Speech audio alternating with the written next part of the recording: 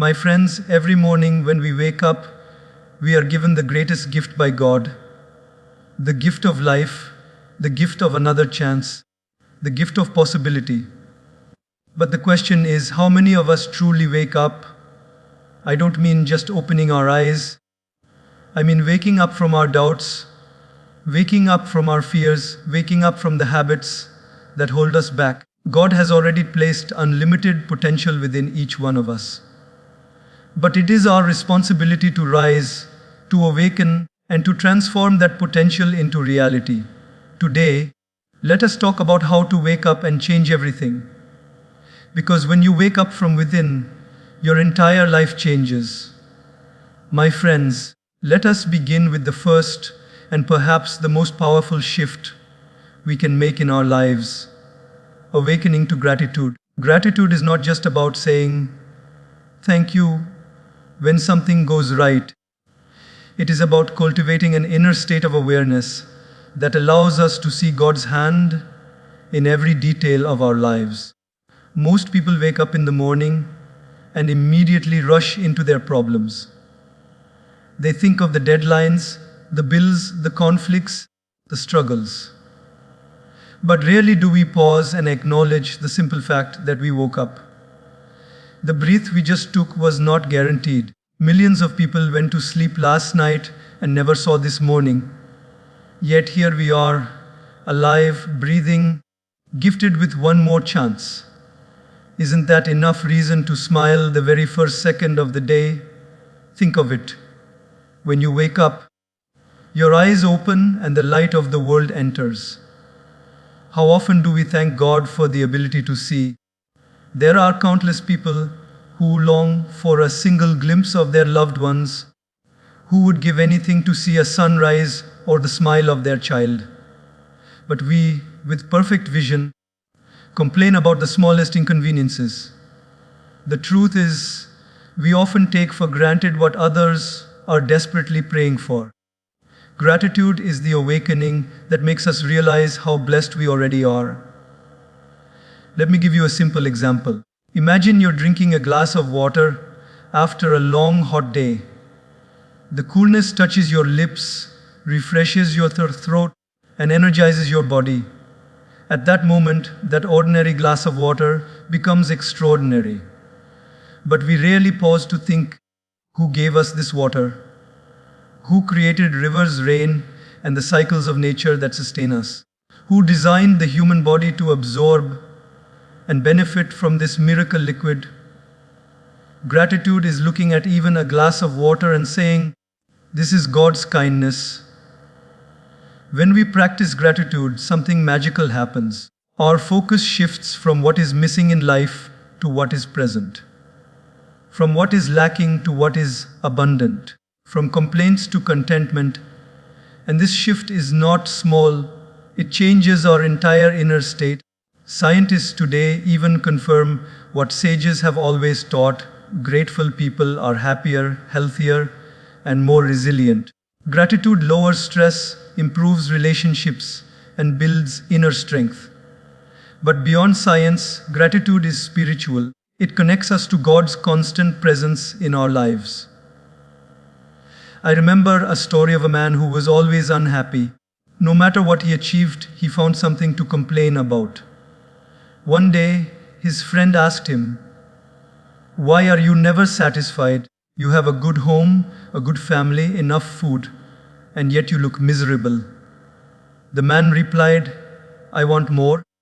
Life hasn't given me enough."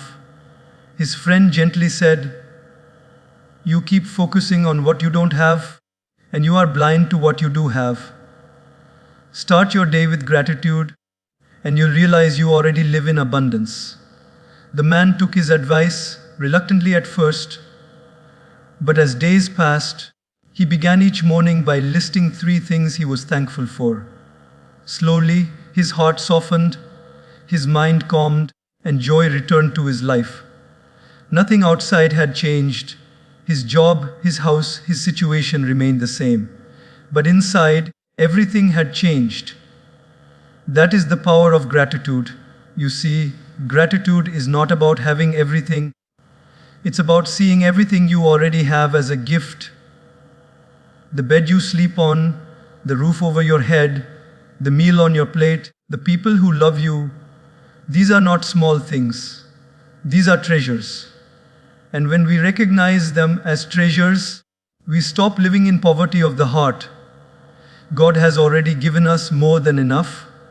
The problem is not in God's giving, but in our seeing. Let us also understand that gratitude doesn't mean ignoring our struggles. Life has challenges, pain, loss, disappointments. But gratitude teaches us to even find meaning in hardships. When something goes wrong, instead of asking, "Why me?" we can ask, "What is God teaching me through this? How is this shaping me?" This doesn't erase pain, but it transforms pain into purpose. Gratitude makes us resilient because we see even difficulties as part of a larger divine plan. For example, think of a seed buried in the dark soil. From the outside, it looks like the end, but from within, it is the beginning of growth. Similarly, when life places us in dark, difficult times, gratitude helps us trust that God is preparing us for growth. Instead of despair, we hold faith. Instead of resentment, we hold patience. This perspective changes everything. And gratitude is not only for ourselves, it is also for others. How often do we thank the people in our lives, the ones who support us, love us, guide us? Gratitude expressed strengthens relationships. A simple thank you can heal wounds, rebuild trust, and deepen connections. When we show gratitude to people, we are indirectly showing gratitude to God, who placed those people in our path. So I ask you today, when you wake up tomorrow morning, before you rush into the chaos of the day, pause for just 30 seconds. Place your hand on your heart and say, "Thank you, God, for this life, for this breath, for this chance." If you do this daily, your mornings will no longer begin with stress, but with strength. And when your mornings change, your days change. And when your days change, your life changes. Gratitude is not an occasional practice. It is a way of living. It is a lens through which you view the world. It is the awakening that makes every moment sacred. Wake up to gratitude, and you will discover that you already have more than enough to live a joyful, purposeful, and fulfilling life. Because the truth is, when you live with gratitude, you don't just change how you see life, you change life itself. My dear friends, one of the greatest prisons we live in is not made of iron bars or concrete walls. It is built inside our own minds, the prison of fear. Fear is silent, invisible, and yet it holds more people captive than anything else. Think about it.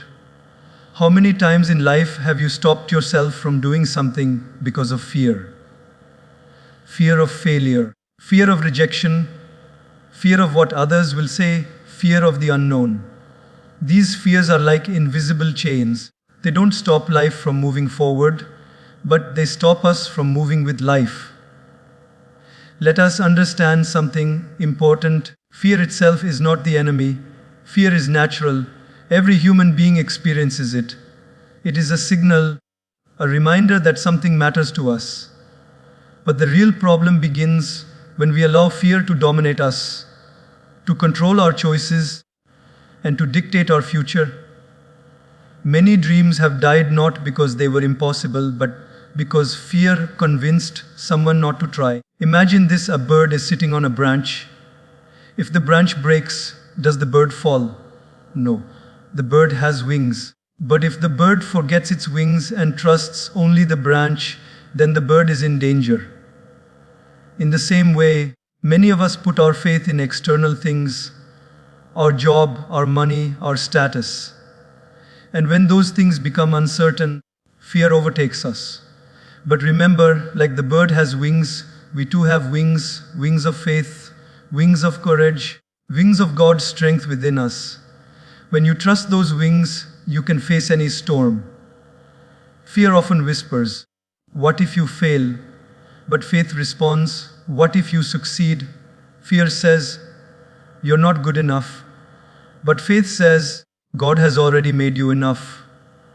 The truth is, God has placed infinite potential inside each one of us. But fear builds a wall so high that we can't see our own strength. To break this chain, we need to trust not only in ourselves, but in God's plan for us. When you believe that you are not alone, that a higher power is guiding your steps, fear loses its power. Let me share a simple daily life example. Think of a child learning how to walk. The child takes one step, then stumbles, takes another, then falls. But does the child stop walking forever? No. The child keeps going because the child doesn't know fear the way adults do. It is only later in life that we learn fear, fear of failure, fear of embarrassment. Yet, isn't it true that we learned our most important skills, like walking and speaking, because we didn't allow fear to stop us? If a child gave up after the first fall, none of us would be walking today. This shows us that failure is not the opposite of success, it is part of success. Think also of people you admire. Do you believe they reached greatness because they never felt fear? No, they felt fear, but acted anyway. A brave person is not one who never feels fear, but one who chooses not to be controlled by it. Courage is not the absence of fear, it is moving forward despite it. Sometimes fear is nothing but an illusion created by the mind. How often do we lie awake at night, imagining worst-case scenarios? We picture everything falling apart. We rehearse conversations that may never happen. We carry worries about situations that may never come true. Most of the time, our fears are exaggerated shadows, and like shadows, they disappear when we bring in the light of awareness, when we pause, breathe, and remind ourselves of God's presence. The fear that looked so large begins to shrink. There is a story of a farmer whose fields were threatened by a storm. The villagers told him, "You will lose everything. Be afraid." But the farmer replied, "If the storm comes, I will learn to plant again. If my crops are destroyed, God will give me the strength to rebuild. Fear will not stop me from doing my duty today." That farmer understood a truth many of us forget. Fear cannot change the outcome, but it can paralyze us from taking action.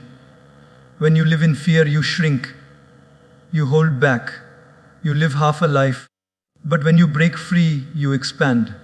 You discover new strengths, new opportunities, new experiences that were waiting for you all along. Think of the times in your own life when you were afraid but still moved forward. Perhaps it was your first time speaking in front of a crowd, or taking a big decision, or standing up for what you believed in. Looking back, you realize the fear was bigger in your mind than in reality. That's the lesson. Life rewards those who step beyond fear. So how do we break these chains? By trusting, by remembering that we are never alone, by reminding ourselves that God's wisdom is greater than our worries, and by taking small steps even when fear is loud. With each step, the chains grow weaker. With each act of courage, the prison walls collapse. The next time fear comes to you, don't run from it. Look at it. Talk to it. Tell it, "I know you are here, but you are not in control. My faith is stronger than you." And then take one step forward. That single step is enough to break the chain. My friends, do not let fear dictate your story. Do not let fear bury your dreams. Fear is powerful only if you surrender to it. But the moment you rise with courage and faith, you realize the truth. Fear was never the master. You were. God did not create you to live in chains. God created you to soar. So spread your wings, break free from fear, and watch how your life transforms. My dear friends, many people think that devotion to God is only about prayer, rituals, or words spoken in silence. While those are beautiful and necessary, true devotion goes beyond that. Real devotion is a way of living. It is found in the discipline of how we carry ourselves, how we use our time, how we take care of our body, and how we fulfill the responsibilities God has entrusted us with. Discipline is not separate from devotion. It is devotion. When you live with discipline, you are offering respect to the gift of life God has given you. Let us understand this. Imagine someone gives you a brand new car. It is beautiful, shining, and powerful.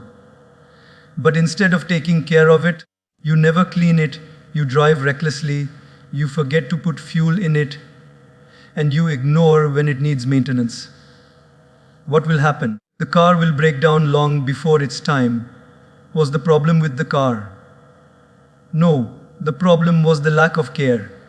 In the same way, God has given us a body, a mind, and time. If we live without discipline, we misuse these gifts. But when we care for them, respect them, and manage them well, we show devotion. Discipline begins with small, simple things. Waking up early, sleeping on time, eating food that nourishes the body instead of harms it, practicing self-control in speech, keeping promises, managing time with focus. These may look ordinary, but they are extraordinary acts of devotion. Why? Because when we discipline ourselves, we honor God's creation within us. Think of a musician who plays a beautiful instrument. Without daily practice, without tuning, without discipline, even the best instrument will sound out of harmony. Our life is that instrument. Without discipline, it becomes noisy, chaotic, and painful. But with discipline, it becomes a melody, a song of devotion that pleases both God and the people around us. Discipline is often misunderstood as restriction or punishment. Many people think, if I discipline my life, I will lose my freedom. But the truth is the opposite. Discipline is what gives freedom. Consider this. If you want to play the flute freely, you must first discipline your fingers to learn the notes. If you want to dance with grace, you must discipline your body with hours of practice. If you want to run with strength, you must discipline your muscles with training. Without discipline, there is no freedom, only weakness. With discipline, freedom becomes possible. In our daily lives, discipline shows itself in very practical ways. For example, when you wake up early instead of pressing the snooze button again and again, you are not just gaining more hours, you are showing respect for the day God has gifted you. When you manage your money wisely, avoiding waste and excess, you are not just being practical, you are honoring the resources God entrusted you with. When you speak with kindness and hold back anger, you are not just being polite, you are disciplining your emotions in devotion to God. There is also a deeper layer to discipline. Discipline is not only about outer habits, but also about inner control. How many times do we allow our mind to wander endlessly? How often do we get lost in unnecessary worries, scrolling endlessly through distractions, or chasing temporary pleasures? Discipline of the mind means guiding our thoughts to what uplifts us. It means choosing to focus on what is meaningful, instead of wasting energy on what is useless. This mental discipline is one of the highest forms of devotion because it keeps us close to God's presence instead of being lost in noise. Let me share a simple example. Think of a student preparing for exams. If the student studies only when he feels like it, without schedule, without focus, what will happen?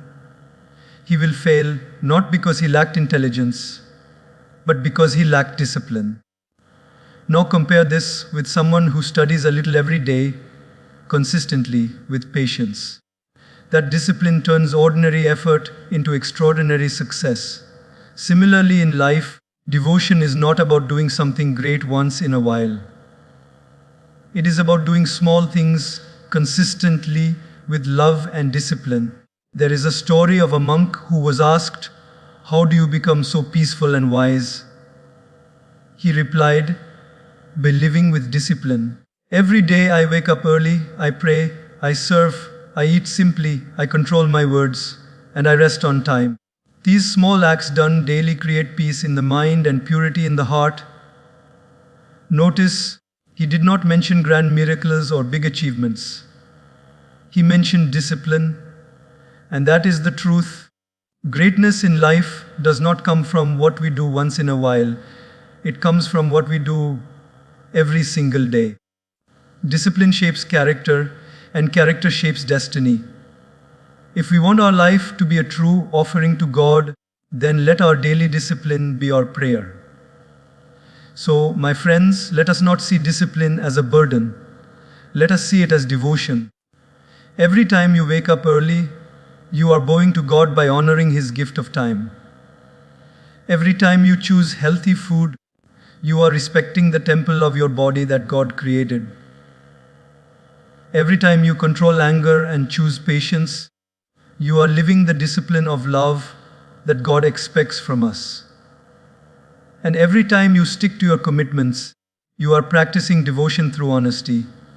Remember this: devotion without discipline is like a lamp without oil. It will burn for a moment and then fade away. But devotion with discipline is like a lamp kept full. It shines consistently, bringing light to you and to everyone around you. Therefore, let us live our lives with discipline, not as a form of restriction, but as the highest form of devotion.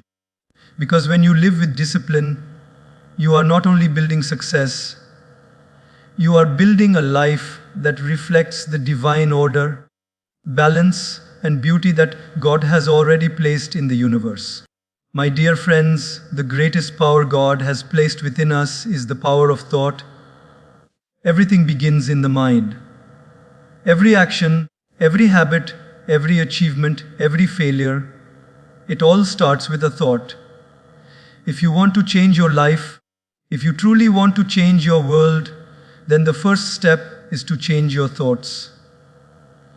Because the reality is simply what we think we become. Our thoughts are like seeds. When you plant a seed of mango, you cannot expect to get apples. When you plant thorns, you cannot expect roses. In the same way, if we constantly plant seeds of negativity, worry, and doubt in our minds, how can we expect our lives to produce peace, joy, and success? Whatever you sow inside will eventually show outside. This is the law of life, a law designed by God Himself. Let me give you a daily life example. Imagine two people stuck in traffic. One person thinks, "This is terrible. My day is ruined. Why does this always happen to me?"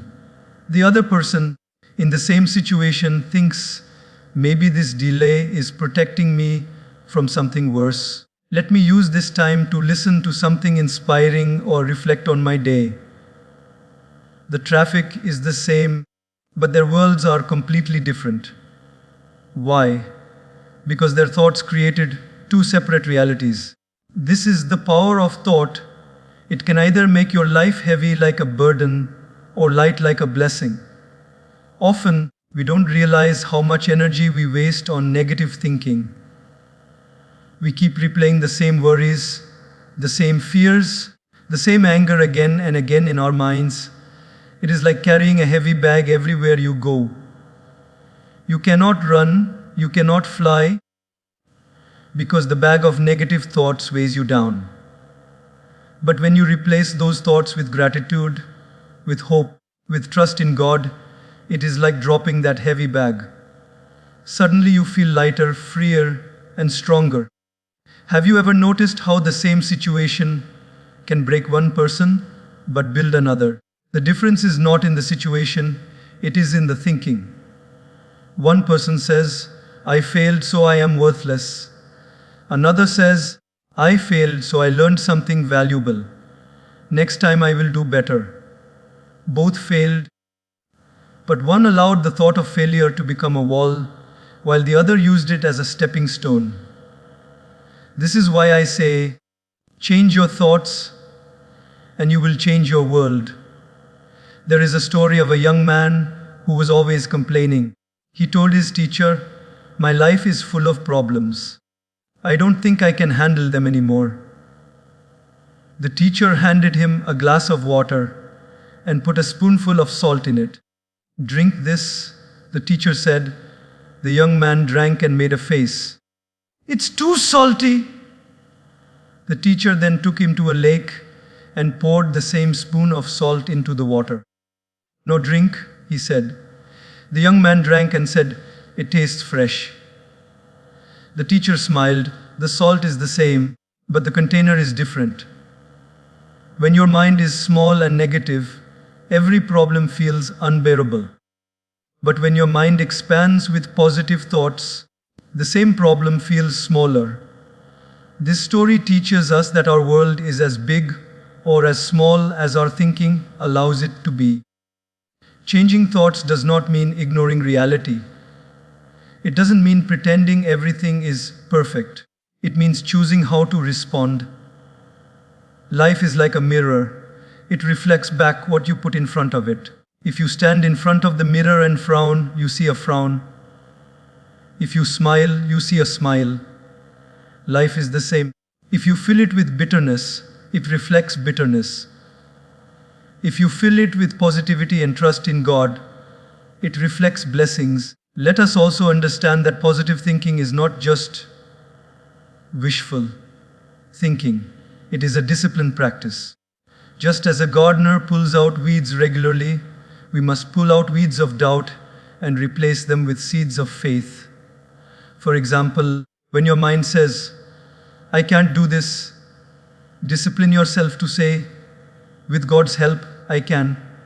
When your mind says, "This is impossible," tell yourself, "If I keep trying, something good will happen."